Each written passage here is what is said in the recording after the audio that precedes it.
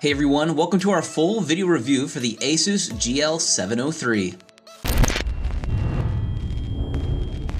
To start things off, we need to go over the specs of the machine. So, the CPU inside is an Intel Kaby Lake i7-7700HQ. The GPU inside is a GTX 1050 with 4GB of GDDR5. Memory included is 16GB of DDR4. For storage, there's a 1TB SSHD hybrid drive.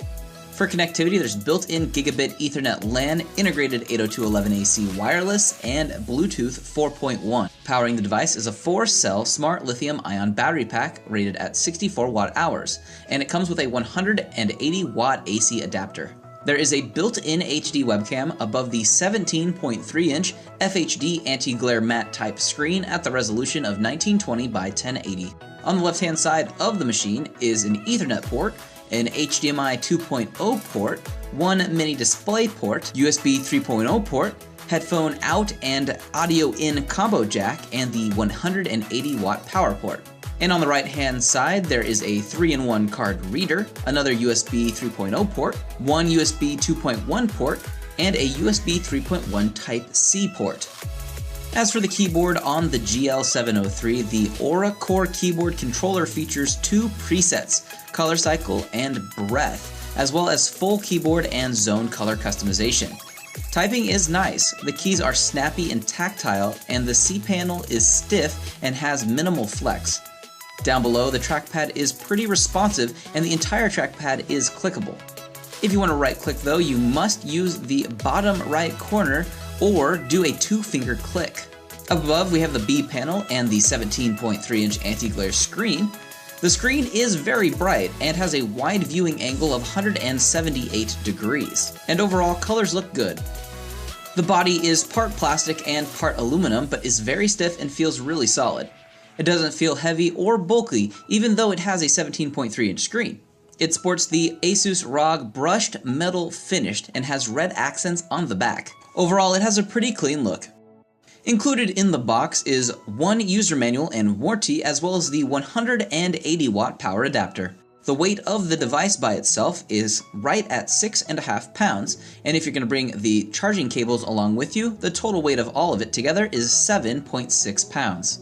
Pulling out our decibel meter and getting some noise readings while gaming away from the device, we had decibel readings of 45, and as we got up close in front of the device, we had readings right around 50.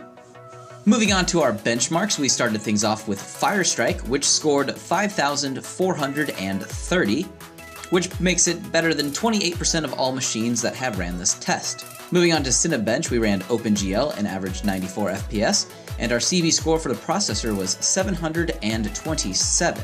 You can see how it stacks up on the left-hand side of the screen. Onto our real-world tests of games, we started things off with PUBG on very low, low, and on medium, and averaged 77, 67, and 55 FPS. The temperature of the GPU while testing was at 75 degrees, and the CPU was at 74. Our second test was Rise of the Tomb Raider on low, medium, and on high. We averaged 72, 51, and 44 FPS. The GPU's temperature was at 74, and the CPU's temperature was also at 74. The third game we tested was Dirt Rally on low, medium, and on high. We averaged 106, 77, and 67 FPS. The GPU's temperature was at 75, and the CPU's was at 74. And our final test was Hitman on low, medium, and high, with readings of 60, 55, and 44. The GPU's temperature was at 75, and the CPU's was at 74. If you're looking to put a personal touch on your machine, be sure to check out our extensive customization options before checkout, including upgrades available to RAM, storage, cooling, overclocking, custom paint, hydrographic wraps, laser etching, and much, much more.